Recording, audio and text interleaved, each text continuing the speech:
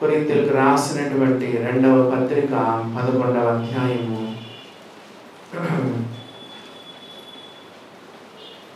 2వ వచనము 3వ వచనాన్ని మనము చదువుకుందాం. అపోస్తలుడైన పౌలు కొరింథీయులకు రాసినటువంటి 2వ పత్రిక 11వ అధ్యాయము 2వ వచనము 3వ వచనాన్ని చదువుతున్నాను.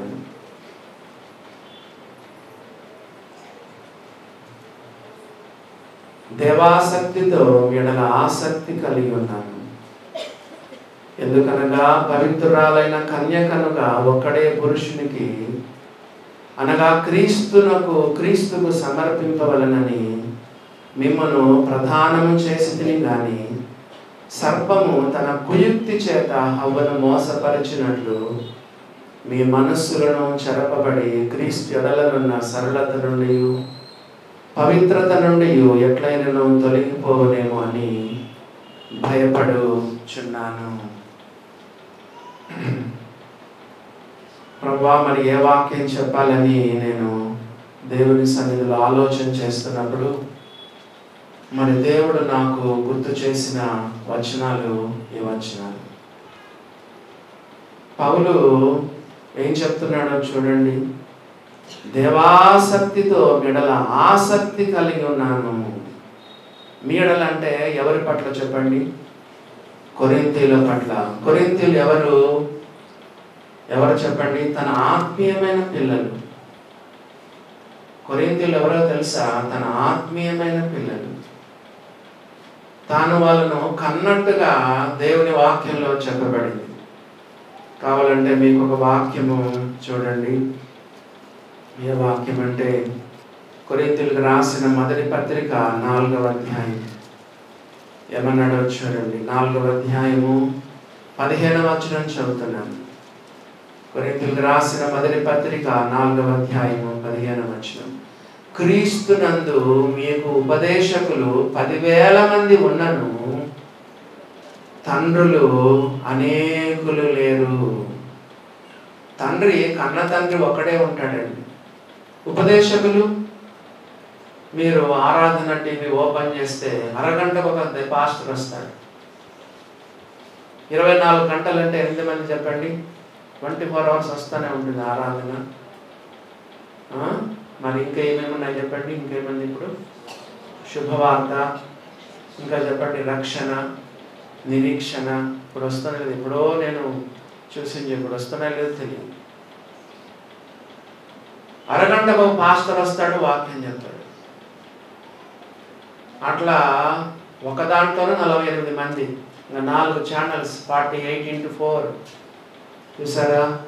హైదరాబాద్లో ఎవరైనా మీటింగ్స్ పెడుతున్నారనుకోండి, ఎవరైనా స్వస్థతల మీటింగ్లు, పరుగో కదండి. కొంతమంది ఎక్కడ జోబన్ ఎక్కడ చూస్తాడని, కొంతమంది ముసుగులు వేసుకుని వెళ్ళేవాళ్ళు కదా, హెల్మెట్ పెట్టుకొని పోయేవాళ్ళు. హెల్మెట్ పెట్టుకుంటే మనిషిని గుర్తుపట్టలేదు కదా. స్కార్ఫ్ కట్టుకున్నారనుకోండి, అసలుకే గుర్తుపట్టలేదు. కొంతమంది అన్ని బోధలు వింటా ఉన్నారు. పౌలు చెప్పాడు ఏంటంటే, తండ్రులు మీకు అనేకులు ఉంటారు, క్రీస్తునందుకు మీకు ఉపదేశకులు 10,000 మంది ఉన్నా తండ్రులు ఒకరే ఉంటారు. దేవుని బిడ్డలారా గమనించండి. ఒక తండ్రి కాబట్టి ఈయన ఎలా ఉన్నాడు చూడండి. తండ్రి కాబట్టి ఎలా ఉన్నాడు? దేవాసక్తితో 11వ అధ్యాయము 2వ వచనం. దేవాసక్తితో మెడల ఆసక్తి కలిగి ఉన్నాడు. గాడ్లీ జెలస్ అంటారు. ఏంటి చెప్పండి? వీళ్ళ పట్ల ఎంతో కేర్, కన్సర్న్, భారము, వేదన, వీళ్ళ విషయంలో కన్నీరు కదా, ఎంతో నిట్టూర్పు కలిగి ఉన్నాడు. వీరి పట్ల ఆసక్తితో ఉన్నాడు. ఎందుకంటే తన సొంత పిల్లలు. ఇక్కడ చాలా మంది తండ్రులు ఉన్నారు. పిల్లలు పట్టించుకుంటున్నావా చెప్పండి? మీ పిల్లల కొరకు ప్రార్థన చేస్తున్నారా? ఈ లోకం ఏమాత్రం కూడా సేఫ్గా లేదు. మన పిల్లలకు ఇది నివాసయోగ్యమైన లోకమే కాదు. ఎక్కడ చూసినా చూడండి సినిమాలు కదా, బ్యాడ్ ఫ్రెండ్షిప్, త్రాగుడు, వ్యభిచారం, ఎక్కడ చూసినా కదా, కామము, మోహము, ఎక్కడ చూసినా చూడండి. మన పిల్లలకు భద్రతే లేదు. ఆడపిల్లలకైతే అస్సలకే లేదండి. ఆడపిల్లలకు అసలు ఈ లోకంలో భద్రతే లేదు. మీ పిల్లల కొరకు మీరు ప్రార్థన చేస్తున్నారా? దేవుని బిడ్డలారా, తండ్రులు తల్లులు మీ పిల్లల కొరకు అంగలారుస్తున్నారా? దైవ సన్నిధిలో వారి కొరకు గోజాడుతున్నారా? చదువుల రీత్యా, ఉద్యోగాల రీత్యా వేరే స్థలాల్లో ఉంటున్నారు. వాళ్ళ కొరకు భారంగా ప్రార్థన చేస్తున్నారా? దేవుని బిడ్డలారా, పౌలు దేవాసక్తితో ఉన్నాడు వాళ్ళ పట్ల. ఎందుకంటే వాళ్ళు తన సొంత పిల్లలు. ఇంకా మనం ఇంకో చదవడం మర్చిపోయినాం కదా, 1 కొరింథీ 4వ అధ్యాయంలో నెక్స్ట్ వచనం కూడా చదవాలి, 15వ వచనం కదా. క్రీస్తునందు మీకు ఉపదేశకులు 10,000 మంది ఉన్నను, తండ్రులు అనేకులు లేరు. 16వ వచనం, క్రీస్తు యేసునందు సువార్త ద్వారా నేను మిమ్మను కంటిని, నేను మిమ్మల్ని కన్నాను. వాక్యం చెప్పాను. ఎవరైనా చెప్తారా? కొరింథీ పట్టణంలో ఎంతకాలం ఉన్నాడు పౌలు? 1.5 సంవత్సరం. 1.5 సంవత్సరం. సామాన్యులు కాదు. కావాలంటే మీరు ఎలాంటి వారో 1 కొరింథీ 6వ అధ్యాయము 9వ వచనం చదవండి. కొరింథీలు ఎలాంటి వాళ్ళు? కొరింథీలో ఉన్న ప్రజలు 1 కొరింథీ 6వ అధ్యాయం 9వ వచనం చదవండి. ఎలాంటి వాళ్ళు వీళ్ళు? అన్యాయస్తులు, దేవుని రాజ్యమునకు వారసులు కానేరని మీకు తెలియదా? మోసపోకుడి, జారులు, విగ్రహారాధికులు, వ్యభిచారులు, ఆడంగితనము గలవారు, పురుష సంయోగులు, దొంగలు, లోభులు, త్రాగుబోతులు, దూషకులు, దోచుకుని వారు దేవుని రాజ్యమునకు వారసులు కానేరరు. మీలో కొందరు అట్టివారై ఉంటిరి. ఈ లిస్టులో ఉన్నారు కొరింథీయులు. కానీ యేసుక్రీస్తు ప్రభు అయిన యేసుక్రీస్తు నామములను, మన దేవుని ఆత్మయందును మీరు కడగబడి పరిశుద్ధపరచబడిన వారై నీతిమంతులుగా తీర్చబడితిరి. చూసారా దేవుని బిడ్డలారా, భయంకరమైన ప్రజలు కొరింథీయులు. ఈ లిస్టు బయటకు చదవాలన్నా కూడా కష్టంగా ఉంది కదా. పురుష సంయోగులు, హోమోసెక్షువల్ కదండి. ఎక్కడ చూసినా నడుస్తుంది సిటీస్లో. పురుషులతో పురుషులు, స్త్రీలతో స్త్రీలు కదా. హాస్టల్స్లో, జైల్స్లో బహిరంగంగా చెప్పాలి. ఈ రోజుల్లో బహిరంగంగా చెప్పాలి మన పిల్లలకి. ఎందుకంటే పిల్లలు అమాయకంగా ఉండిపోతున్నారు. ఆఖరిగా రొచ్చులో ఉచ్చుల్లో మన పిల్లలు పడిపోతారు. అన్ని మనం బాహాటంగా బహిరంగంగా దేవుని వాక్యంలోని సంగతులు పిల్లలకు చెప్పాలి. దేవుని బిడ్డలారా, ఇటువంటి ప్రజలను చెప్పండి, ఇటువంటి భయంకరమైన ఇటువంటి వారిని 4వ అధ్యాయం 16వ వచనంలో క్రీస్తు యేసునందు సువార్త ద్వారా మిమ్మల్ని కంటిని. సువార్త ఎవరైనా మారుస్తుంది తెలుసా మీకు? దేవుని బిడ్డలారా, సువార్తలో ఎంత శక్తి ఉందో తెలుసా? యేసుప్రభు రక్తములో, యేసుప్రభు శిలువలో ఎంత శక్తి ఉందో తెలుసా? కరుడుగట్టిన పాపులు కూడా మారిపోగలరు కదా. ఎంత ఘోర ఘోర ఘోర పాపులైనా యేసుప్రభు రక్తము వాళ్ళని మార్చగలదు. దేవుని బిడ్డలారా, గమనించినారా? ఇలాంటి కరుడుగట్టిన పాపులు వీళ్ళు యేసుప్రభు అయిన యేసుక్రీస్తు నామమునను, మన దేవుని ఆత్మయందును కడగబడి నీతిమంతులుగా తీర్చబడి పరిశుద్ధులైనారని దేవుని వాక్యంలో రాయి. పరిశుద్ధపరచబడిన వారై నీతిమంతులు. దేవుడు మనకు పెట్టిన పేర్లు చూడండి, పరిశుద్ధులు, నీతిమంతులు. దేవుడు మనకు పెట్టిన పేర్లు చూడండి. దేవుని బిడ్డలారా, ఈరోజు మీలో కూడా ఎంతమంది ఎటువంటి పాపంతో వచ్చారో నాకు తెలియదు. కొంతమంది మా దగ్గరకు వచ్చి ఏడుస్తారు, అయ్యా ఈ పాపం నుంచి నేను బయటికి రాలేకపోతున్నాను, అయ్యా అయ్యా అని ఏడుస్తారు కదా. యేసుప్రభును పట్టుకోండి, యేసుప్రభు పాదాలు పట్టుకోండి కదా, సిలువను పట్టుకొని రక్తాన్ని ఆశ్రయించండి. యేసు రక్తం ప్రతి పాపము నుండి మనలను పవిత్రులనుగా చేస్తుంది. రక్తంలో ఎంత శక్తి, ఎంత మహిమ, ఎంత ప్రభావం ఉంది. ఆయన యొక్క రక్తములు, ఆయన సిలువలు. దేవుని బిడ్డలారా, కాబట్టి ఈయన ఒక తండ్రి. ఎవరు? ఆత్మీయమైన తండ్రి. ఒకడే ఉంటాడు తండ్రి. క్రీస్తునందు ఉపదేశకులు 10,000 మంది కదా. అన్ని బోధలు వినొద్దు. ఎక్కడ పాస్టర్లు ఉంటే ఆ పాస్టర్లకు పోవద్దు. స్వస్థతలను చెప్తారు, మోసం చేస్తారు, డబ్బులు అడుగుతారు, బ్లాక్మెయిల్ చేస్తారు, వశపరుచుకుంటారు. తెలుసా? కొంతమంది పాస్టర్లు ఏం చేస్తారు తెలుసా? వశపరుచుకుంటారు. నిన్ను మెస్పరైజ్ చేసి, నిన్ను ఇచ్చేసి నిన్ను వశపరుచుకుంటారు. దేవుని బిడ్డలారా, గమనించండి. మరి పౌలు ఒక మంచి ఆత్మీయమైన తండ్రి వాళ్లకు ఏం చేస్తున్నాడో తెలుసా? వాళ్ళ విషయంలో దేవాసక్తి కలిగి ఉన్నాడు. దేవాసక్తితో మెడల ఆసక్తి కలిగి ఉన్నాడు. మరి ఏం చేశాడు? వీళ్ళను తన ఆత్మలు కదా, తన ద్వారా రక్షణలోనికి పొందిన వాళ్ళు కదా ఈ కొరింథీయులు. ఏం చేశాడో చూడండి, 2వ లైన్ చదువుదాం. 2వ వచనం 2వ లైన్.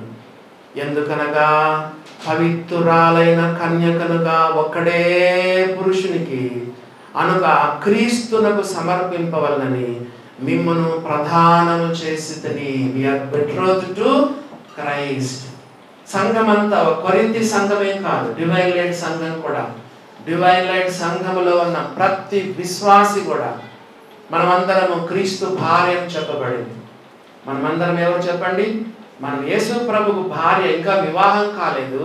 మీకు ఒకసారి చెప్పాను, క్రిస్మస్ అప్పుడల్లా చెప్తానే ఉంటాను కదా. యోసేపు, దావీదు కుమారుడైన యోసేపు, నీ భార్యను మరిను చేర్చుకున్నట్టుకు భయపడకమన్నాడు. ఎందుకు? ఇంకా పెళ్లి కాలేదు, ఎంగేజ్మెంట్ అయింది అంతే. ఎంగేజ్మెంట్ అయినా భార్యనే. ఎంగేజ్మెంట్ అంటే హాఫ్ మ్యారేజ్. ఎంగేజ్మెంట్ ఏంటి చెప్పండి? సగము వివాహము. కాబట్టి మరి వివాహం కాకపోయినా ఎంగేజ్మెంట్ అయినందుకు దేవదూత ఏం చెప్పాడు యోసేపుతో? నీ భార్య అయిన మరిను చేర్చుకున్నట్టుకు భయపడకము. మనము యేసు ప్రభు యొక్క భార్య అని దేవుని వాక్యం చెప్తుంది. పౌలు ఏం చేశాడు తెలుసా? మరి కొరింథీ సంఘాన్ని అనగా మనం అందరం కూడా సార్వత్రిక సంఘం, యూనివర్సల్ చర్చ్ అంటారు.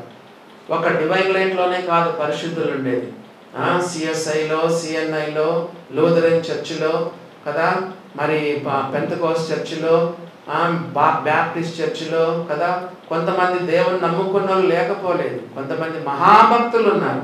సిద్ధాంతం కొంచెం వేడుగా ఉండొచ్చు కానీ ప్రపంచవ్యాప్తముగా అన్ని సంఘాల్లో కదా సార్వత్రిక సంఘం అంటారు, యూనివర్సల్ చర్చ్ అంటారు. ఆ యొక్క అందరు కూడా దేవుని వాక్యములో సంఘం అనేది ఆయన కన్యక అని దేవుని వాక్యంలో రాయబడింది. ఈయన తండ్రి కదా. తండ్రి ఏం చేస్తాడు చెప్పండి? సాధారణంగా తండ్రి ఏం చేస్తాడు? తన కొడుక్కి తన కూతురికి ఏం చేస్తాడు? వివాహం చేస్తాడు. తన సాధారణంగా తల్లిదండ్రులు ఏం చేస్తారు చెప్పండి? తండ్రి ఏం చేస్తాడు? తన కూతురికి కానీ తన కుమారునికి కానీ ఏం చేస్తాడు? పెళ్లి చేయకముందు ప్రదానం చేస్తాడు. ఈ వారంలో గురువారం నేను ఒక ఎంగేజ్మెంట్ మరి మేడ్చల్ ప్రాంతంలో ఒక ఎంగేజ్మెంట్ చేశాను. శుక్రవారం ఒక వివాహం చేసి వచ్చినాను. వివాహానికి ముందు ఎంగేజ్మెంట్ ఉంటుంది. పౌలు ఏం చేశాడు తెలుసా? ఈ యొక్క సంఘాన్ని, ముఖ్యంగా కొరింథీ సంఘాన్ని దేవునికి ప్రదానం చేశాడు. మళ్ళా చదువుకుందాం చూడండి ఏమని రాయబడిందో. 2వ లైను. ఎందుకనగా పవిత్రురాలైన కన్యకనగా ఒక్కడే పురుషునికి అనగా క్రీస్తుకు సమర్పింపవలనని మిమ్మను ప్రధానము చేసి తిని. చూసారా? ఎటువంటి కన్యకనుగా చెప్పండి? పవిత్రురాలైన కన్యకగా. మనమందరం కూడా సంఘమంతటిని కలిపి పౌలు ఏమని పేరు పెట్టాడు తెలుసా? పవిత్రురాలైన కన్యక. చూసారా దేవుని బిడ్డలారా? చూసారా దేవుని బిడ్డలారా? మనము చాలా పవిత్రంగా ఉండాలి, చాలా పరిశుద్ధంగా ఉండాలి. నువ్వు నమ్మి బాప్తిసం పొంది విచ్చలవిడిగా నువ్వు జీవిస్తున్నావంటే నువ్వు చాలా తప్పు మార్గంలో నీవు ఉన్నావు. నీ చూపుల్లో, నీ తలంపుల్లో, నీ నడకలో, నీ పడకలో, నీ జీవిత విధానంలో, నీ వేష భాషల్లో, నీ యొక్క సంభాషణలో, ఏదైనా సరే ఎక్కడైనా సరే పరిశుద్ధత, పరిశుద్ధత, పరిశుద్ధత. నువ్వు లోపిస్తే మాత్రము నువ్వు అపవిత్రమైన కన్యకమైపోతావు. సంఘం గురించి దేవుడు చెప్తున్నాడు. దేవుని బిడ్డలారా, సంఘం అంటే ఎవరు చెప్పండి? గోడలా? సంఘం అంటే రాళ్ళా? సంఘం అంటే చెప్పండి మరి కట్టడమా? సంఘం అంటే ఎవరో తెలుసా? యేసు ప్రభువుని నమ్ముకున్న నీవు, నేను, విశ్వాసుల సముదాయమే సంఘం అంటే. మనం అందరము కలిసి, అంటే నమ్ముకున్న వాళ్ళు మాత్రమే, నమ్ముకున్న బిడ్డలందరూ కూడా దేవుని వాక్యంలో రాయబడిన సంఘం. ఈ సంఘానికి యొక్క పౌలు ఒక పేరు పెట్టాడు, పవిత్రురాలైన కన్యక. దేవుని బిడ్డలారా గమనించినారా? నేను గమనించినాను. పెళ్లి కూతురు ఏం చేస్తుంది చెప్పండి? మంచిగా డ్రెస్ వేసుకుంటుంది. డ్రెస్ వేసుకున్న తర్వాత ఏం చేస్తుంది చెప్పండి? అక్కడికి వెళ్ళాలి కదా, మ్యారేజ్ స్థలానికి వెళ్ళాలి, ఎంగేజ్మెంట్ స్థలానికి వెళ్ళాలి. మరి అక్కడ నుంచి ఇంట్లో నుంచి కారు దగ్గరికి పోవాలి. కారు దగ్గర పోయేటప్పుడు ఎలా పోతుంది చెప్పండి? పెళ్లి కూతురు ఎలా పోతుంది? ఎక్కడ కింద ఇప్పుడంతా గౌన్లు వేసుకుంటున్నారు. సరే, వాళ్ళ ఇష్టం. కొంతమంది శారీస్ కట్టుకుంటారు, కొంతమంది గౌన్లు వేసుకుంటారు. ఏం చేస్తారు చెప్పండి? ఎక్కడ దుమ్ము ధూళి కింద బురద అంటుందని ఏం చేస్తుంది? గౌను పైకెత్తుకుంటుంది, శారీ కూడా కొంచెం పైకెత్తుకుంటారు. అలా వివాహానికి వెళ్ళేటప్పుడు కానీ కదా, లేకపోతే మ్యారేజ్కి వెళ్ళేటప్పుడు కానీ. ఎందుకంటే అక్కడికి వెళ్ళేటప్పుడు చిన్న మచ్చ కూడా తన మీద పడకూడదు, తన గౌన్ మీద పడకూడదు. ఎంత జాగ్రత్తగా పెళ్లి కుమార్తె ఆ కారులోకి వెళ్తుంది. మళ్ళీ ఆ మీటింగ్ స్థలానికి వెళ్తుంది, వివాహం జరిగే స్థలానికి. అక్కడ కూడా కారు దిగిన తర్వాత కొందరు నడవాలి, స్టేజ్ వరకు నడవాలి. ఎట్లా నడుస్తుంది? ఆమె వేసుకున్న వెయిల్ను కూడా వేరే వాళ్ళు 5-6 మంది మోస్తారు, పిల్లలు మోస్తారు. వెయిల్ కూడా వెనకల మురికి కాకూడదు, గౌను ఆ శారీ మురికి కాకూడదు. ఎంత జాగ్రత్తగా ఆమె ఆ వివాహ స్థలానికి వెళ్తారు. దేవుని బిడ్డలారా, గమనించినారా? మనమందరం కూడా పెళ్లి కుమార్తెను రాయబడి ఒక్క చిన్న పాపం కదా, ఏ చిన్న స్పాట్, ఏ ఒక చిన్న పాపం కూడా మనకు అంటకుండా మనమంతా జాగ్రత్తగా ఈ లోకం నుంచి జీవించాలి. దేవుని బిడ్డలారా, మరి మా పౌలు చూడండి ఏమని చెప్తున్నాడంటే, పవిత్రురాలైన కన్యకనుగా ఒక్కడే పురుషునికి. ఇద్దరిని ఎవరినైనా ఎంగేజ్మెంట్ చేసుకుంటారా చెప్పండి? ఎవరైనా ఇద్దరిని ఎంగేజ్మెంట్ చేసుకుంటారా? మరి ఇద్దరిని పెళ్లి చేసుకుంటారా? దేవుని వాక్యం ఒప్పుకుంటుందా? బైబిల్లో రాయబడింది, ఒక్కడే పురుషునికి అనగా క్రీస్తునకు సమర్పింపవలనని మిమ్మను ప్రధానము చేసిదని. మనకు యేసు ప్రభుకి ఎంగేజ్మెంట్ అయింది. మనకు యేసు ప్రభుకి ఏమైంది చెప్పండి? ఎంగేజ్మెంట్ అయింది. బైబిల్లో రాయబడింది, పరిశుద్ధాత్మను మనకు సంచకరువుగా ఇచ్చాడు. ఎంగేజ్మెంట్ అప్పుడు ఏం చేస్తారంటే రింగులు మార్చుకుంటారు, లేదా వస్తువులు ఇచ్చి పుచ్చుకుంటారు. అంటే మీరు మావారు, మేము మీ వారని గుర్తుగా ఎంగేజ్మెంట్ రింగ్ను, వస్తువులను కొంతమంది మార్చుకుంటారు. మనకి ఇవ్వబడినటువంటి అదేంటో తెలుసా? బైబిల్లో రాయబడింది సంచకరువు, పరిశుద్ధాత్మను సంచకరువు. సంచకరువు అంటే ఏంటి చెప్పండి? అడ్వాన్స్. ఇంగ్లీష్లో ఏమని తెలుసా? యాజ్ అన్ అడ్వాన్స్గా దేవుడు తన మరి గొర్రెపిల్ల వివాహోత్సవం ముందుగా దేవుడు మనకు పరిశుద్ధాత్మను మనకు సంచకరువుగా అనుగ్రహించినాడు. చూసారా దేవుని బిడ్డలారా? మరి మనం ఆయనకు ప్రధానము చేయబడ్డాము. మీకు అర్థమయ్యేదానికి చెప్తున్నాను. ఒక అమ్మాయికి అబ్బాయికి ఎంగేజ్మెంట్ అయిపోయింది కదా. ఎంగేజ్మెంట్కి పెళ్ళికి ఏం పడుతుంది? 3 నెలలు, 5 నెలలు, 6 నెలలు, కొంత కనీసం ఒక వారము 10 రోజుల్లో గ్యాప్ ఉంటుంది. మొత్తానికి ఎంగేజ్మెంట్కి ఆ తర్వాత వివాహం కొంచెం గ్యాప్ ఉంటుంది. ఒక అమ్మాయికి అబ్బాయికి ఎంగేజ్మెంట్ అయింది. ఈలోగా అమ్మాయి ఏం చేసింది చెప్పండి? వేరే పరాయి పురుషులతో, బాయ్ ఫ్రెండ్తో ఏదో సంబంధాలు పెట్టుకుంది. దేవుని వాక్యం ఒప్పుకుంటుందా చెప్పండి? ఇక్కడ ఏమంటున్నాడు పౌలు? ఏమంటున్నాడు?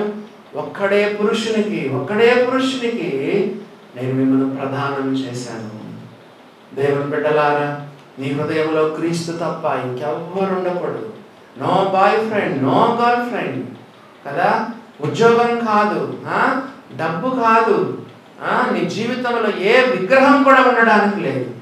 ఒక్కడే పురుషుడు. నీ హృదయం అంతా క్రీస్తు ప్రభుతో నిండుకొని ఉండాలి. అందుకే యేసు ప్రభు ఏం చెప్పారు తెలుసా? ఏం చెప్పాడు ఆయన? యేసు ప్రభు ఏం చెప్పారు చెప్పండి?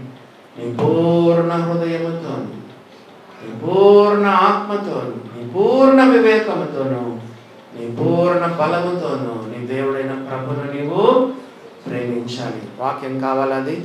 చూడండి ఏమని రాయబడిందో. మార్కు సువార్తలో ప్రభువైన యేసుక్రీస్తు వారు తానే చెప్పినటువంటి మాట. మార్కు సువార్తలో యేసు ప్రభు వారు చెప్పిన మాట చూడండి. 12వ అధ్యాయము 30వ వచనం చదువుతున్నాను. నీవు నీ పూర్ణ హృదయంతోను, నీ పూర్ణ ఆత్మతోను, నీ పూర్ణ వివేకముతోను, నీ పూర్ణ బలముతోను నీ దేవుడైన ప్రభువును ప్రేమింపవలను అన్నది ప్రధానమైన ఆజ్ఞ. మీకు ఒకవేళ అర్థం కాకపోవచ్చు, నీ పూర్ణ హృదయం అంటే ఏంటన్నా, నీ పూర్ణ ఆత్మ అంటే ఏంటన్నా, నీ పూర్ణ వివేకం అంటే ఏంటన్నా, నీ పూర్ణ బలం అంటే ఏంటన్నా, మీకు కొంత ఈ 4కి 4 అర్థాలు ఉన్నాయి కదా.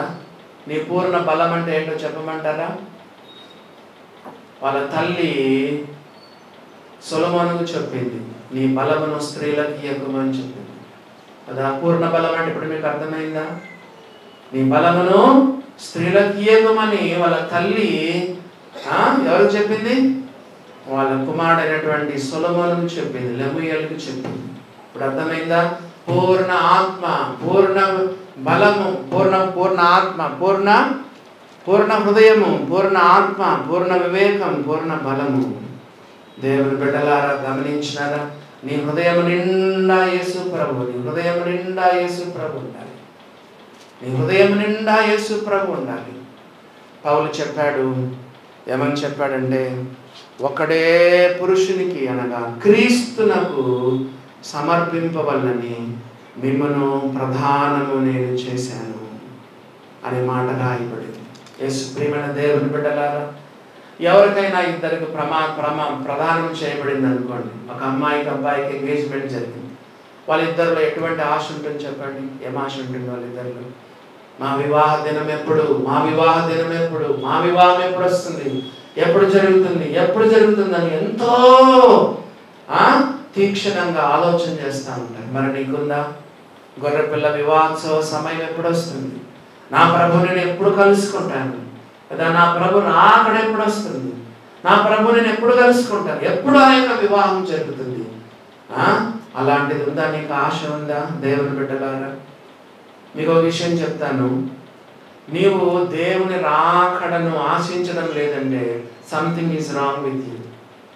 నువ్వు దేవుని రాకడకు సిద్ధంగా లేవు అంటే నువ్వు చాలా లోపాలు, ఒకవేళ విశ్వాసమై ఉండొచ్చునేమో కానీ నువ్వు చాలా లోపాల్లో ఉన్నావు. నువ్వు ఒకవేళ ప్రభు అయిన యేసు త్వరగా రమ్మయ్యా, నీ రాకడ కొరకు ఎదురు చూస్తున్నాను, ఆ కడగొర ఎప్పుడు మోగుతుంది ప్రభు, ఎప్పుడు నిన్ను కలుసుకుంటాను ఆ మధ్యాకాశంలో, నీకు ఆ తపన ఆశ నీకు ఉందంటే యూఆర్ రియల్ అదా, నిజమైన, లేకపోతే మంచిగా ఉన్నటువంటి విశ్వాసం, లేకపోతే దిగజారిపోయిన విశ్వాసం. ఆహాయా పూరాయపుడు ధ్వనించును, ఆహానా ఆశాయపుడు తీరుతుందో, ఆహాయా పూరాయపుడు ధ్వనించును, ఆహానా ఆశాయపుడు తీరుతుందో, నా కన్నీటిని తుడుచునెప్పుడో, తండ్రి నా కన్నీటిని తుడుచునెప్పుడో, ఆశతో వేచియుండే నా హృదయం, ఆశతో వేచియుండే నా హృదయం, ప్రియ యేసు రాజును నే చూచిన చాలు, మహిమాలో నేనాయనతో నుండే చాలు, ప్రియ యేసు రాజును నే చూచిన చాలు, మహిమాలో నేనాయనతో ఉంటే చాలు. విశ్వాసులు పాటలు పాడేటప్పుడు ఆడే అబద్ధాలు ఇంకెప్పుడు ఆడాలంట. ఏం పాడాం మనం? బా యేసయ్యా నీ రాకడొస్తే చాలు యేసయ్యా అని పాడాం. మళ్ళా గుర్తు చేసుకుందాం. ఏం పాడాము? ప్రియ యేసు రాజుని చూచిన ప్రభువా నిన్ను చూస్తే చాలయ్యను పాడాం. నెక్స్ట్ మహిమలో నేను ఆయనతో ఉంటే చాలయ్యను పాడాం. విశ్వాసులు పాటలు పాడేటప్పుడు ఆడే అబద్ధాలు ఎప్పుడు ఆడాలంట. చూసారా దేవుని బిడ్డలారా, ఒళ్ళు జాగ్రత్తగా పెట్టుకొని, ఒళ్ళు దగ్గర పెట్టుకొని మనం పాటలు పాడాలి. పాడే ప్రతి పాట కూడా ఎంతో భావ సహితంగా, అర్థమయ్యే రీతిగా మనం ఏం పాడుతున్నామో అది మనం గమనిస్తూ దేవుని పైన మనసు పెట్టి మనం పాడాలి. మరి ఆ నిజంగా చెప్తావా మరి ప్రభువా నేను చూస్తే నాకు చాలయ్యా, నేను నీ మహిమ దగ్గరకు వస్తే చాలయ్యా, నీతో ఉంటే నాకు చాలయ్యా, ఎప్పుడెప్పుడు కడబూర మ్రోగుతుంది, ఎప్పుడెప్పుడు నీవు వస్తావు, అటువంటి ఆశ మనకు ఉండాలి. కాబట్టి ఎంగేజ్మెంట్ అయినటువంటి మరి ఆ యొక్క యువతి యువకులు ఏమని ఉంటుంది చెప్పండి, మా వివాహం ఎప్పుడు, మా వివాహం ఎప్పుడు, మా వివాహం ఎప్పుడు, ఎంత ఆశగా వాళ్ళు ఎదురు చూస్తూ ఉంటారు. మరి ఆ యొక్క మరి వాళ్ళిద్దరు కూడా ఎంతో శరీరాలు దూరంగా ఉంటాయి కానీ కదా, వాళ్ళు ఎంతో దేవుని పైన మరి అనగా ఒకరిపైన ఒకరు ఎంతో ఆశ కలిగి మక్కువతో వాళ్ళు ఉంటారు. కాబట్టి ఇక్కడ దేవుని వాక్యంలో మనం చూస్తున్నాము, పౌలు ఏమని చెప్తున్నాడంటే, నేను మెడల దేవాసక్తితో మెడల ఆసక్తి కలిగి ఉన్నాను.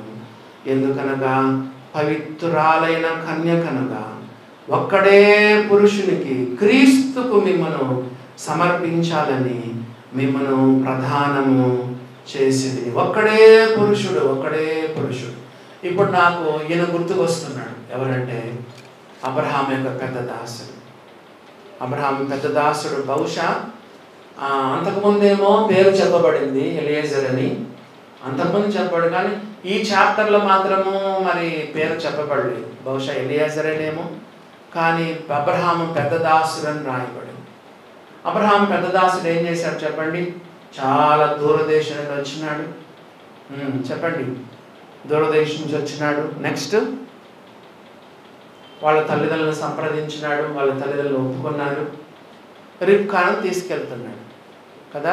రిబ్కాను ఎక్కడ తీసుకెళ్తున్నాడు, ఎంగేజ్మెంట్ దాదాపు కొన్ని చోట్ల అబ్బాయిని అమ్మాయిని పెట్టి ఎంగేజ్మెంట్ చేస్తారు, కొన్ని చోట్ల ఏమో అమ్మాయిని మాత్రం పెట్టి ఎంగేజ్మెంట్ చేస్తారు. ఈయన చాలా వస్తువులు తీసుకెళ్ళాడు, తల్లిదండ్రులు సంప్రదించినాడు, ఒక రకంగా ఎంగేజ్మెంట్ అయిపోయింది కదా. తీసుకొస్తారు 10 వంటలు ఉన్నాయి తనతో పాటు, బహుశా 10 మంది పనులు కూడా ఉండొచ్చు. ఒక వంట పైన ఎంతమంది కూర్చున్నారో తెలియదు. అబ్రహాం దాసులు, వాళ్ళకందరికీ పెద్ద దాసుడు ఒక ఆయన ఉన్నాడు. ఈ యొక్క రిబ్కాను తీసుకెళ్తా ఉన్నాడు కదా. తీసుకెళ్తా ఉంటే మార్గ మధ్యలో ఎంతమంది అందమైన పురుషులు కదా, అందమైన పురుషులు.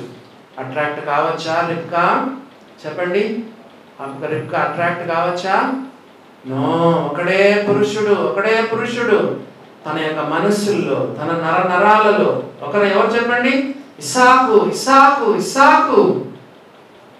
తన యొక్క అంతా తన హృదయంలో, మనస్సులో కదా, తన మొత్తము, తన హృదయం అంతా కూడా ఎవరు చెప్పండి? ఇస్సాకు. మార్గ మధ్యలో ఎంతమంది అందమైన అబ్బాయిలు కనిపిస్తూ ఉన్నారు, కానీ ఈయన కాదు ఇస్సాకు, ఈయన కాదు ఇస్సాకు, ఈయన కాదు ఇస్సాకు, ఈయన కాదు ఇస్సాకు. ఎవరు ఇస్సాకు? ఎవరు? పొలంలో ధ్యానం చేస్తారు. పరమ ఇస్సాకు యేసు ప్రభు, పరమ ఇస్సాకు యేసు ప్రభు. ఒక్కడే పురుషుడు, ఒక్కడే పురుషుడు. చూసారా దేవుని బిడ్డలారా, మన హృదయంలో ఒక్క యేసు ప్రభుకు తప్ప నీ హృదయంలో ఎవ్వరికి నువ్వు మనస్సు ఇవ్వద్దు కదా, ఎవ్వరికి నీవు చోటు ఇవ్వద్దు. అది వస్తువు కావచ్చు, వ్యక్తి కావచ్చు, పని కావచ్చు, వ్యాపారం కావచ్చు, ఉద్యోగం కావచ్చు, భార్య కావచ్చు, భర్త కావచ్చు, సేవ కూడా కావచ్చు. కొంతమంది యేసు ప్రభు సేవని యేసు ప్రభు కంటే ఎక్కువ ప్రేమిస్తారు. ఎగ్జాంపుల్ ఎవరు? మార్తా, మరియా. మార్తా యేసు ప్రభు సేవను ప్రేమించింది, యేసు ప్రభు సేవను ప్రేమించింది కదా. వంటలు వంటలు వంటలు వంటలు, యేసు ప్రభు వంటలే వంటలు. యేసు ప్రభును ప్రేమించడం లేదు కానీ యేసు ప్రభు పరిచర్యను ప్రేమిస్తుంది, సేవను ప్రేమిస్తుంది. Not even the ministry of Jesus కదా. యేసు ప్రభునే మనం ప్రేమించాలి, యేసు ప్రభునే ప్రేమించాలి. ఓ దేవుని బిడ్డలారా, గమనించినారా? కాబట్టి పౌలు ఏం చెప్తున్నాడు? ఒకడే పురుషునికి అనగా క్రీస్తుకు సమర్పింపవలనని మిమ్మను ప్రధానం చేసిదని. ఆఖరికి అబ్రహాం పెద్ద దాసుడు ఎక్కడ తీసుకెళ్ళాడు చెప్పండి? మార్గమంతులు ఎంతమంది అందమైన అబ్బాయిలు కనిపించిన నో నో నో, ఆఖరి ఎక్కడ తీసుకెళ్ళాడు? కరెక్ట్గా ఇస్సాకు దగ్గరికి రిబ్కాను తీసుకెళ్ళాడు. రిబ్కా మార్గమధ్యంలో ఎవరికి మనసు ఇవ్వలేదు, ఎవరికి? ఇస్సాకు మాత్రమే. కాబట్టి ఆమెకు ప్రధానం అయిపోయింది. ఆ తర్వాత పెళ్లి జరిగినట్లుగా మనం చూడగలం. ఇప్పుడు 3వ వచనం చదువుదాం, చూడండి. 3వ వచనం చదువుతున్నాను. 3వ వచనము, సర్పము తన కుయుక్తి చేత ఇక్కడ ఎవరెవరు వ్యక్తులు ఉన్నారో చెప్పండి చూద్దాం. ఈరోజు కొంతమంది వ్యక్తుల గురించి మనం విన్నాం. ఫస్ట్ వ్యక్తి ఎవరు చెప్పాడు? ఫస్ట్ ఎవరి గురించి చెప్పాను? పౌలు అనే వ్యక్తిని గురించి. Is a good father. ఒక మంచి తండ్రిగా తన ఆత్మీయమైన పిల్లల విషయంలో బాధ్యత తీసుకొని వాళ్ళు క్రీస్తుకు సమర్పించాడు, ప్రదానం చేశాడు. కొంతమంది పాస్టర్లు చర్చిలు పట్టించుకోరు. ఆదివారం ఒక్కరోజు ఉంటారు, సోమవారం నుంచి శనివారం అడ్రస్ లేకుండా వెళ్ళిపోతారు. దైవ సేవకులు కొంతమంది తిరుగుతూ ఉంటారు. ఆ సంఘాన్ని అసలు పట్టించుకోరు. పౌలుకి ఎంత భారం ఉందో చూడండి. దేవుని బిడ్డలారా, సంఘం పట్ల ఎంత వేదన ఉందో చూడండి. నంబర్ 1, పౌలు గురించి మనం నేర్చుకున్నాం. Is a good spiritual father కదా, మంచి ఆత్మీయమైన తండ్రి పౌలు. సువార్త ద్వారా నేను మిమ్మల్ని కన్నానని చెప్పాడు. రెండవదిగా మనం ఎవరిని చూసాము చెప్పండి? రెండవదిగా ఎవరిని చూసాము కదా? పవిత్రురాలైన కన్యకను చూసాము. ఎవరంటే కొరింథీ సంఘం కదా. రెండవ వ్యక్తి ఎవరు చెప్పండి? పవిత్రురాలైన కన్యకను గురించి రెండవదిగా మనం విన్నాం కదా. మూడవదిగా ఎవరి గురించి విన్నాం చెప్పండి? ఎవరైనా చెప్తారా? క్రీస్తుకు సమర్పింపవాలని మూడవ వ్యక్తి ఎవరు చెప్పండి? మనం ఈరోజు విన్న మూడవ వ్యక్తి ఎవరు? క్రీస్తుకు సమర్పించినాడని. యేసు ప్రభుతో మనం ప్రదానం చేయబడ్డాము. భవిష్యత్తులో మనకు గొర్రెపిల్ల వివాహోత్సవం ఉంది కదా. ఏ సంఘాన్ని యేసు ప్రభు వివాహం ఆడబోతున్నాడు భవిష్యత్తులో కదా. మన తపన, మన ఆలాపన అదిగా ఉండాలి. ఇప్పుడు మనం చదువుకున్న నాలుగో వ్యక్తి ఎవరు చెప్పండి? నంబర్ 1 ఎవరు? పౌలు. రెండవది పవిత్రులైన కన్యక. మూడవదిగా క్రీస్తు కదా. ఇప్పుడు నాలుగవదిగా చూడండి, 3వ వచనం చదువుతున్నాను. నాలుగవ వ్యక్తి ఎవరో తెలుసా? సర్పము తన కుయుక్తి చేత. సాతానుకు అక్కడక్కడ కొన్ని బిరుదులు ఉన్నాయి కదా. పేతురు ఏమని రాశాడు? మీ విరోధి అయిన అపవాది గర్జించు సింహము. శబ్దం వినిపిస్తుంది. సింహం వచ్చినప్పుడు ఏమవుతుందంటే గర్జించుకుంటూ వస్తుంది కాబట్టి, శబ్దం వస్తుంది కాబట్టి కొంచెం మనకు అలర్ట్గా ఉండొచ్చు. సాతాను గర్జించు సింహం వల్ల వస్తే మనం అలర్ట్గా ఉండొచ్చు. కానీ ఇక్కడ గర్జించు సింహం లాగా కాదు. ఎలా వస్తున్నాడు చెప్పండి? Slowly and silently. సర్పం వచ్చేటప్పుడు ఎప్పుడైనా శబ్దం అవుతుందా? మీరు ఎప్పుడైనా గమనించినారా? సర్పం వచ్చేటప్పుడు ఏమైనా శబ్దం ఉంటుందా చెప్పండి? ఎలా వస్తాడు? సర్పం లాగా స్లోలీ అండ్ సైలెంట్లీ, చాలా నెమ్మదిగా వస్తాడు. సర్పము తన కుయుక్తి చేత. అమ్మాయికి అబ్బాయికి ఎంగేజ్మెంట్ అయింది. పోయి ఎవరిని పట్టుకున్నాడు చెప్పండి? అవని పట్టుకున్నాడు. చూసారా? దేవుని బిడ్డల ఎంగేజ్మెంట్ చెడగొడితే ఏమవుతుంది? మ్యారేజ్ కొలాప్స్ అయిపోతుంది. చూసారా? దేవుని బిడ్డల సర్పము తన కుయుక్తి చేత. మీకు ఒక ప్రశ్న అడుగుతాను చెప్పండి. సాతాను ఎక్కువగా అవిశ్వాసులను పట్టుకుంటాడా, విశ్వాసులను పట్టుకుంటాడా? అవిశ్వాసులు ఎట్లా నరకానికి పోతారు? వాళ్ళ జోలికే పోడు. అవిశ్వాసులు నమ్ముకొని వాళ్ళు ఎట్లా వాళ్ళు విశాల మార్గంలో ఉన్నారు. నాశన మార్గంకి వెళ్ళిపోతారు. అస్సలు వాళ్ళని పట్టించుకోడు. ఈనాడు సాతానికి ఎవరు కావాలో తెలుసా? దేవుని బిడ్డలు. మనం పట్టుకొని పీల్చి పిప్పి చేసి, సాక్ష్యాలు లేకుండా చేసి, మన బతుకులు పాడు చేసి, దేవుని నామానికి, సంఘానికి అవమానం తీసుకొని రావాలని సాతానుడు ఏం చేస్తున్నాడు? విశ్వాసులను పట్టుకుంటాడు. దేవుని బిడ్డలారా గమనించినారా? సర్పము తన కుయుక్తి చేత. ఆదికాండము 3వ అధ్యాయము 1వ వచనం చూడండి. ఆదికాండము 3వ అధ్యాయము 1వ వచనం. ఆదికాండం 3వ అధ్యాయం 1వ వచనం చూడండి.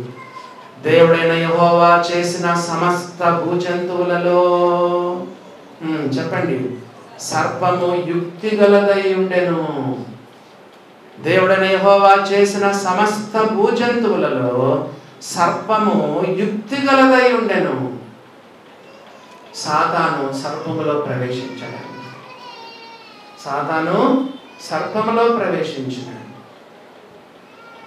సర్పం ఏం చేసిందంట? తన కుయుక్తి చేత హవ్వను మోసపరిచినాడు. దేవుని బిడ్డలారా గమనించినారా? సాతాను చాలా మోసం చేస్తాడు. మహామహా విశ్వాసులను, మహామహా భక్తులను, మహామహా సేవకులను కూడా పడద్రోసినాడు. చాలా యుక్తిగా ఉంటాడు సాతాను. దేవుని బిడ్డలారా గమనించినారా? పర్వాలేదు అంటాడు, పర్లేదు పర్లేదు చూడు చూడు అంటాడు, పర్లేదు పర్లేదు మాట్లాడు మాట్లాడు అంటాడు, చెయ్యి ఏం కాదు అంటాడు. చూసారా దేవుని బిడ్డలారా? సాతాను తన కుయుక్తి చేత, ఇదే పత్రికలో, ఏ పత్రిక చదువుకున్నాం మనము? కొరింథీయులకు రాసిన 2వ పత్రికలోనే సాతాను గురించి 4 సార్లు రాశాడు పౌలు. చెప్పండి, ఇక్కడ మనం సాతాను సర్పం అని ఉంది కదా, ఇదే పత్రికలో, బైబిల్ అంతా కాదు, ఇదే పత్రికలో పౌలు 4 సార్లు రాశాడు సాతాను గురించి. చదువుదాం చూడండి, 4 సార్లు ఎక్కడెక్కడ రాస్తున్నాడు. కొరింథీయులకు రాసిన 2వ పత్రిక 2వ అధ్యాయము 11వ వచనం. 2 Corinthians chapter 2 verse 11, last line చదవండి చాలు. 2వ కొరింథీ 2వ అధ్యాయం 11వ వచనం లాస్ట్ లైన్ చదవండి. సాతాను తంత్రములను మనము ఎరగని వారము కాము. పడగొట్టేస్తాడు కదా, మెల్లగొచ్చి పడగొట్టేస్తాడు. ఎవరిని? విశ్వాసులను. ఎవరిని? భక్తులను, సేవకులను, నాయకులను, పెద్దలను, ఎవరైనా సరే పడగొట్టేస్తాడు. గమనించినారా దేవుని బిడ్డలారా? సాతాను తంత్రములను మనం ఎరగని వారము కాము. ఇంగ్లీష్ బైబిల్ ఏమని తెలుసా? స్కీమ్స్. తెలుగులో తంత్రాలు ఉంటే, తెలుగు ఏముంది? ఇంగ్లీష్లో సాతాను స్కీమ్స్. ఇంకో చోట టాక్టిక్స్. టాక్టిక్స్ అంటే ఏం చెప్పండి? ఉపాయాలు పన్నుతాడు. మనకు అనిపిస్తుంది అది పాపమే కాదనిపిస్తుంది. మనకేమనిపిస్తుంది? పాపమే కాదనిపిస్తుంది. కానీ సాతాను ఏం చేస్తాడు తెలుసా? దాంట్లో పెద్ద ప్లాన్ ఉంటుంది. వాళ్ళది చాలా పెద్ద ప్లాన్ ఉంటుంది. మనకేదో మనకు తెలియదు. బైబిల్లో ఉంది, మనం విశ్వాసులము. కొరింథీయులతో ఏమంటున్నాడు? మనం విశ్వాసులము, సాతాను తంత్రములను మనం ఎరగని వారం కాము. మనకు తెలుసు, వాని స్కీమ్స్ మనకు తెలుసు, వాని యొక్క టాక్టిక్స్ మనకు తెలుసు. ఎందుకు? నువ్వు రోజు ప్రార్థనలో ఉంటే, రోజు నువ్వు దేవునితో సంబంధం కలిగి ఉంటే, రోజు నువ్వు దేవుని వాక్యముతో సంబంధం కలిగి ఉంటే, వాని ప్లాన్స్ అన్ని దేవుడు నీకు తెలుపుతాడు, వాని టాక్టిక్స్ అన్ని దేవుడు నీకు తెలుపుతాడు, వాని స్కీమ్స్ అన్ని దేవుడు నీకు తెలిపేస్తాడు. చూసారా దేవుని బిడ్డలారా? మీరు ప్రకటన గ్రంథం చదవండి, ఇంకా చాలా చోట్ల మీకు ఎప్పుడైనా చూపిస్తాను. మోసం చేస్తున్నాడు. ముఖ్యంగా ప్రకటన గ్రంథంలో చాలాసార్లు ఉంది. సర్వలోకమును మోసపుస్తున్నాడు. మోసం మోసం మోసం మోసం సాతాను మోసం చేస్తాడు. దేవుని బిడ్డలారా, మొదటిసారి సాతాను తంత్రములు ఎరగని వారము కాము. రెండవది చూడండి, ఇక్కడే ఉంది ఇదే పేజీలో, 4వ అధ్యాయం 4వ వచనం. 2 Corinthians 4వ అధ్యాయము 4వ వచనం. చాలా పేర్లు ఉన్నాయి మనకు, రకరకాలైన పేర్లు ఉన్నాయి. చూడండి ఇక్కడ ఏం పేరుంది? దేవుని స్వరూపి అయి ఉన్న క్రీస్తు మహిమను కనపరచు సువార్త ప్రకాశము వారికి ప్రకాశింపకుండు నిమిత్తము సాతానికి ఇక్కడ ఒక పేరు పెట్టాడు పౌలు. ఏం పేరు చెప్పండి? యుగ సంబంధమైన దేవత కదా, the goddess of this age కదా, యుగ సంబంధమైన దేవత, the goddess of this age, యుగ సంబంధమైన దేవత. అవిశ్వాసులైన మనోనేత్రంలో గుడ్డితనము కలగజేస్తాడు. ఇంకో విషయం మీకు చెప్పమంటారు, విశ్వాసులకు కూడా ఏమంటారు తెలుసా? కొన్ని వాక్యాలు మనకు అర్థం కాకుండా చేస్తాడు. ఒక చిన్న ఉదాహరణ చెప్తాను. మీరు మనుషుల పాపమును క్షమించున్నట్లా మీ పరలోకపు తండ్రి మీ అపరాధమును క్షమించిన వాక్యం నీకు అర్థం కాకుండా చేస్తాడు. భార్యను క్షమించవు, భర్తను క్షమించవు, అమ్మను క్షమించవు, నాన్నను క్షమించవు, అన్నను క్షమించవు, తమ్ముని క్షమించవు, అక్కని క్షమించవు, చెల్లిని క్షమించవు, బంధువులను క్షమించవు, చర్చిలో ఉన్న వాళ్ళని క్షమించవు. ఎందుకు? ఎక్కడో ఆస్తిపాస్తుల్లో కొంచెం ఎక్కువ కొట్టేసినాడు. ఎవరు? అన్ననో తమ్ముడో చెల్లో, మాటలే లేవు కదా. ఎక్కడో చిన్న పొరపాటు వచ్చింది, మాటలు కట్ చేసేసినాడు. ఇప్పుడు నీకు ఈ వాక్యం అర్థం కాకుండా సాతాను నీ కళ్ళు గుడ్డితనం కలుగజేస్తాడు. నీ జీవితంలో క్షమించలేని వ్యక్తి ఎవరైనా ఉన్నారా? యేసు ప్రభు ఏం చెప్పారు? మీరు మనుషుల అపరాధంలో మీరు క్షమిస్తే పరలోకపు తండ్రి కూడా మీ అపరాధాలు క్షమిస్తాడు. ఈవెన్ విశ్వాసులు కూడా కొన్ని వాక్యాలు అర్థం కాకుండా నా సాతానుడు యుగ సంబంధమైన దేవత గురుడితనం కలుగజేస్తాడు. దేవుడిని అడుగు, ప్రభువా నన్ను మరొకసారి ముట్టు. ఒక చిన్న మీకు విషయం చెప్తాను. ఓసారి యేసు ప్రభు గుడ్డోని బాగు చేశాడు. ఒక గుడ్డి వ్యక్తిని బాగు చేశాడు. బాగు చేస్తే ఎలా ఉంది అంటే యేసు ప్రభు మనుషులు చెట్ల వల్లే కనపడుతున్నారు అన్నాడు. అప్పుడు యేసు ప్రభు ఏం చేశాడు తెలుసా? రెండవసారి ముట్టాడు. రెండవసారి ముట్టినప్పుడు స్పష్టంగా నువ్వు దేవుని అడుగు, ప్రభు ఆయన రక్షణ పొందాను, నన్ను మరొకసారి touch me lord, second time touch me lord, third time కదా, ఇంకా నీకు మంచి స్పష్టత ఆత్మీయమైన చూపు కలిగేంత వరకు, నీ మనోనేత్రాలు చాలా స్పష్టంగా కడిపేంత వరకు 10 సార్లు కాకపోతే 100 సార్లు ముట్టమని దేవుడు అడుగు. Touch me lord, touch me. నా మనోనేత్రాలు మరలా వెలిగించు, మరలా వెలిగించు, మరలా వెలిగించు. చూసారా దేవుని బిడ్డలారా, సాతాను కదా మనోనేత్రములకు గుడ్డితనం కలగజేస్తాడు. మనకు చాలా పేర్లు ఉన్నాయి. యుగ సంబంధమైన దేవత. మూడవసారి ఎక్కడ చెప్పాడు చెప్పండి? మూడవసారి ఎక్కడ చెప్పాడు? ఇదే 2 కొరింథీ 12వ అధ్యాయం, సేమ్ 12వ అధ్యాయం 12వ అధ్యాయంలో 7వ వచనం చదువుతున్నాను. నాకు కలిగిన ప్రత్యక్షతలు బహు విశేషముగా ఉన్నందున నేను అత్యధికముగా హెచ్చిపోకుండా నిమిత్తము, నాకు శరీరములో ఒక ముళ్ళు నేను అత్యధికముగా హెచ్చిపోకుండా నిమిత్తము నన్ను నలగగొట్టుటకు సాతాను యొక్క దూతగా ఉంచబడెను. ఎందుకు పౌలు ఈ మాట చెప్తున్నాడు చెప్పండి? పౌలు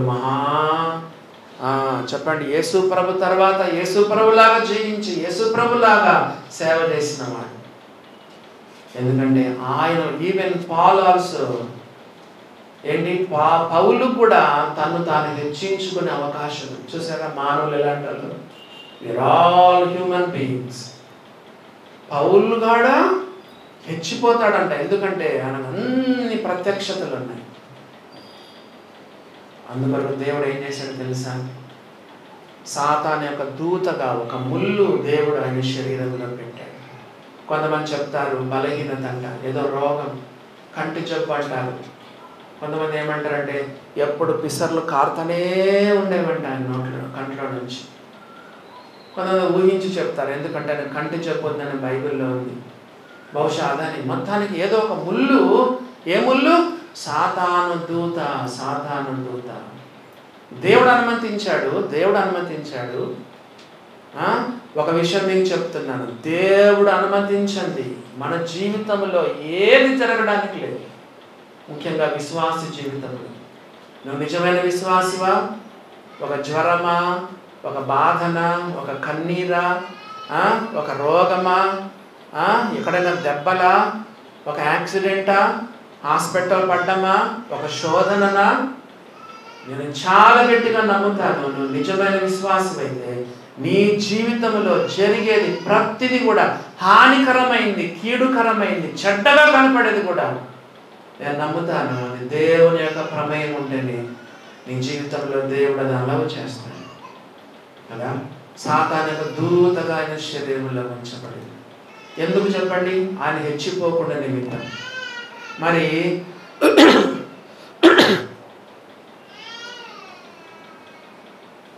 హెచ్చిపోకుండా నిమిత్తం అని రాయబడింది. అంటే హ్యూమిలిటీ అనేది ఎంత ముఖ్యమో చూడండి. తగ్గింపు అనేది ఎంత ముఖ్యమో చూడండి. నువ్వు ఎంత పెద్ద విశ్వాసైనా నీ జీవితంలో తగ్గింపు లేకపోతే నిన్ను వాడుకోడు. మీ బైబిల్ రాసి పెట్టుకోండి. నాకు చాలామంది దైవ సేవకులు తెలుసండి. కొంతమంది దేవుడు వాడుకుంటున్న విధానాన్ని బట్టి చాలా గర్విస్తారు. దేవుడు ఒక రోజు వాళ్ళని పడగొట్టేస్తాడు. 100% షూర్.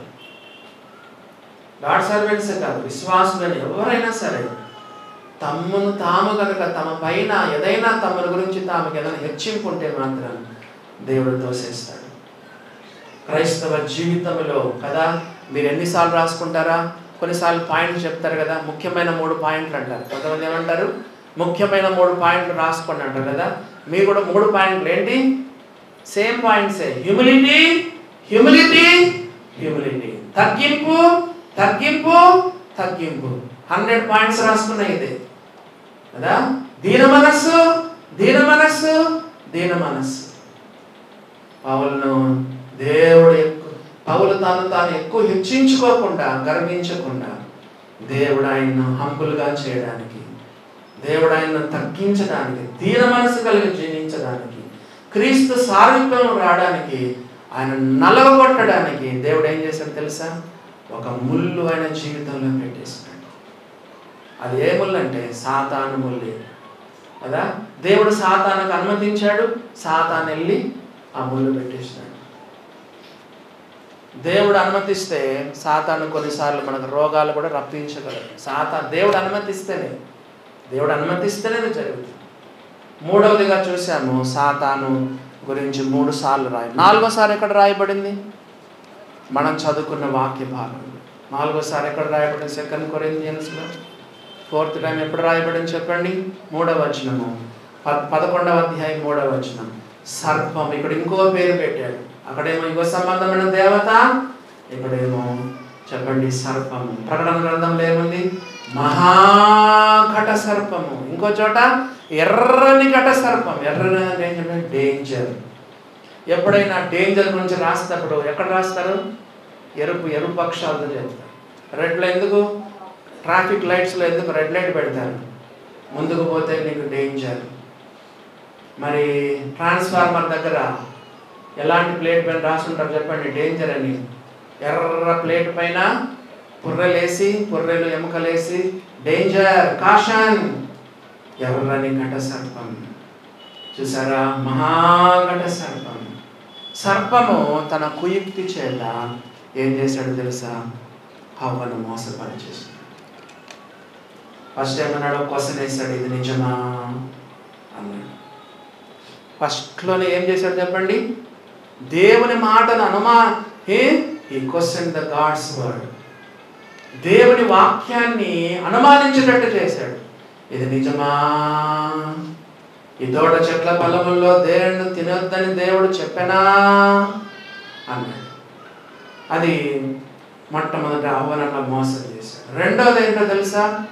రెండవది ఏం చేశాడంటే ఆదికాండం 3వ అధ్యాయంలో 4వ వచనంలో దేవుడు మీరు చస్తారంటే చావనే చావరన్నాడు. దేవుని యొక్క వాక్యాన్ని డినై చేశాడు కదా.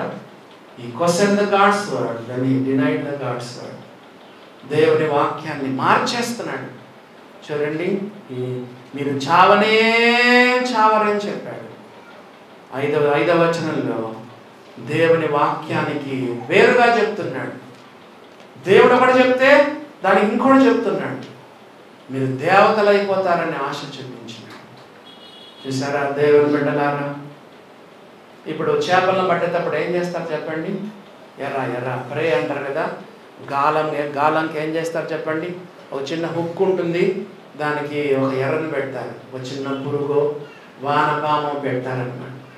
సాతాను ఎలా ఎరేస్తాడో చూడండి.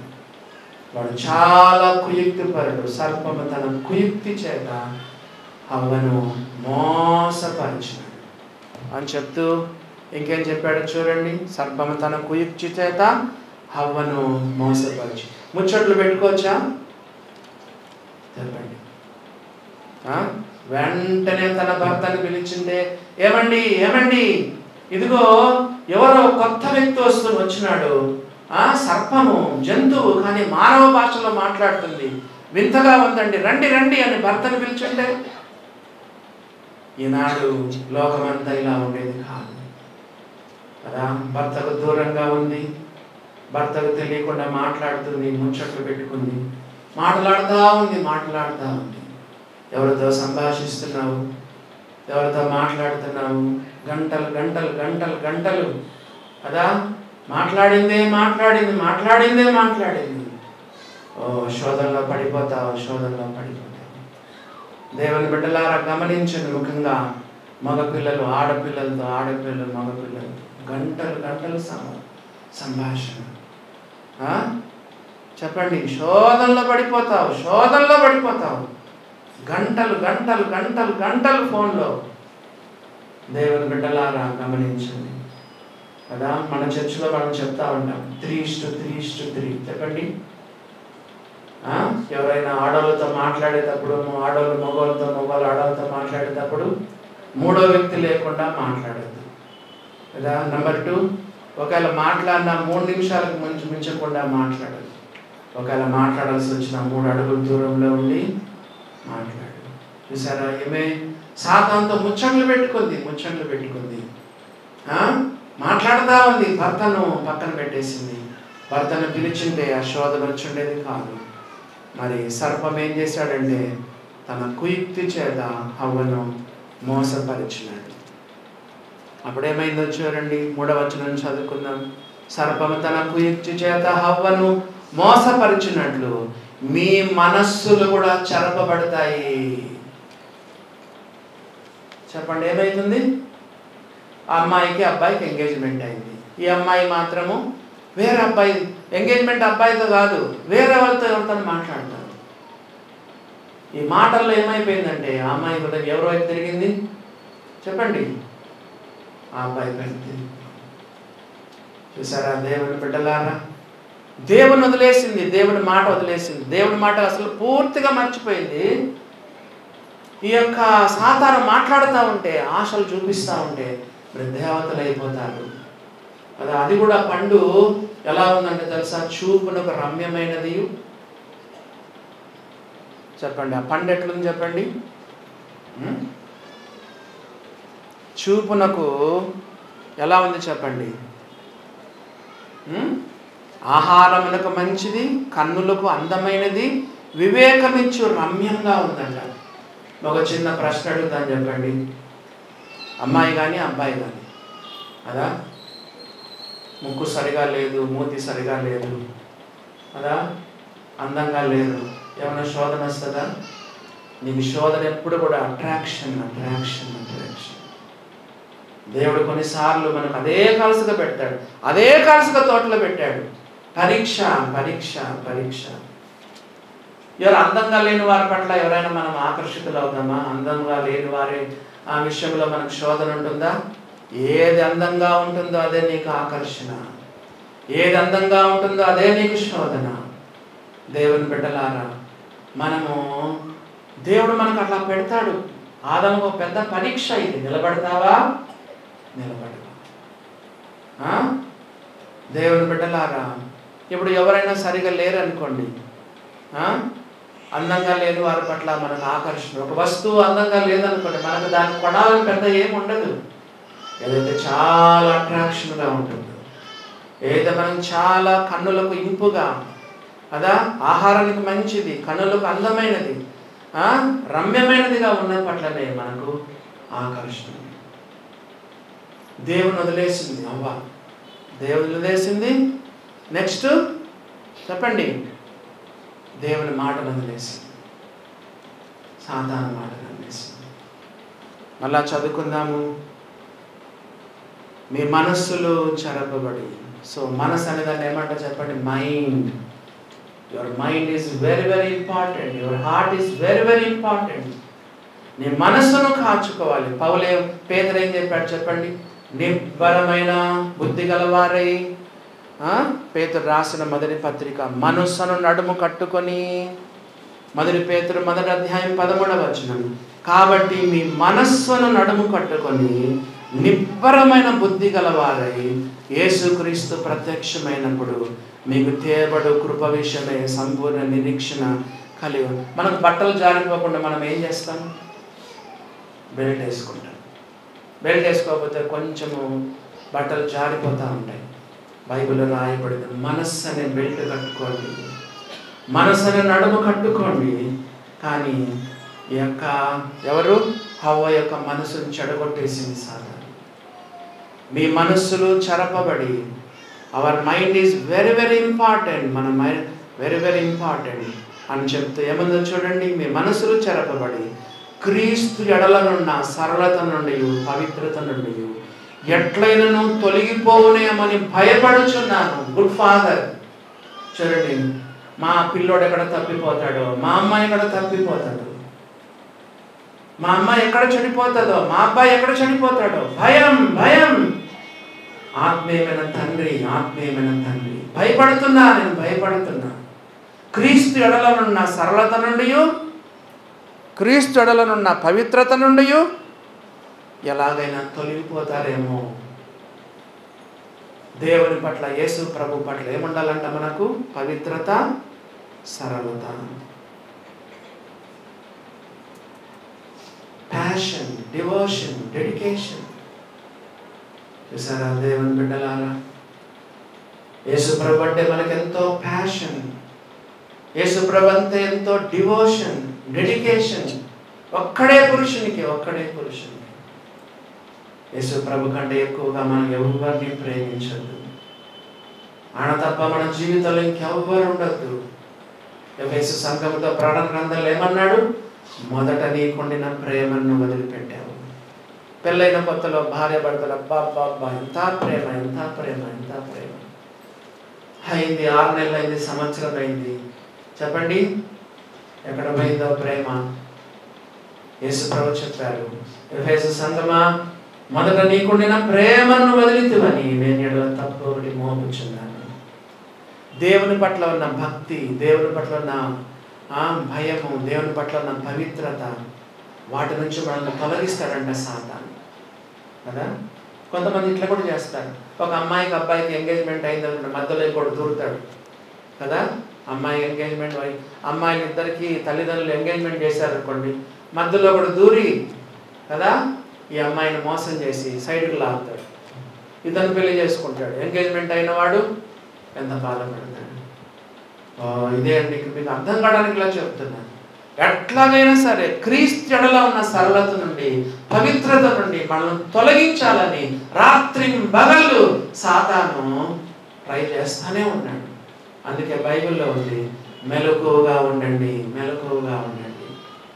సాతాను విషయంలో కూడా మొదటి పేతురు 5వ అధ్యాయంలో రాయబడింది, నిబ్బరమైన బుద్ధి గలవారే మెలకువగా ఉండండి, ఎందుకనగా మీ విరోధైన అపవాది ఎవరు మృంగుదనాన్ని గర్జించు సింహం వలె తిరుగుతున్నాడు. దేవుని బిడ్డలారా, దేవుడి ఉదయ కాలంలో మన అందరితో మాట్లాడినాడు కదా. చాలా జాగ్రత్త, ముఖ్యంగా యవన బిడ్డలు కదా, యవన బిడ్డలు చాలా జాగ్రత్తగా శాయశక్తుల పరిశుద్ధంగా ఉండడానికి ప్రయత్నించండి. ఎప్పుడు పాపాన్నప్పుడు ఒప్పుకోండి కదా. ఎప్పుడు పాపమని అనిపిస్తే దైవ సన్నిధికి వెళ్ళి, ముళ్ళు గుచ్చుకుంటే ఎప్పుడు తీస్తాం మనం? ముళ్ళు గుచ్చుకుంది ఇప్పుడు ఏడ తీసుకుందాంలే, రాత్రి పడకలో పండుకున్న తర్వాత అప్పుడు తీసుకుందాం అనుకుంటామా? ముళ్ళు గుచ్చుకున్న వెంటనే తీసుకున్నట్టు. ఎప్పుడు పాపం చేస్తే అప్పుడు దైవ సన్నిధిలో ఒప్పుకోండి కదా. యేసయ్యా నీవే నా సర్వం, నీవే నా సమస్తం. మీకు ఒక వాక్యాన్ని చూపించాను, 73వ కీర్తన 25వ వచనం, ఆకాశమందు నీవు తప్ప నాకెవరున్నారు యేసయ్యా. యేసు ప్రభువా, ఆకాశమందు నీవు తప్ప నాకెవరున్నారు?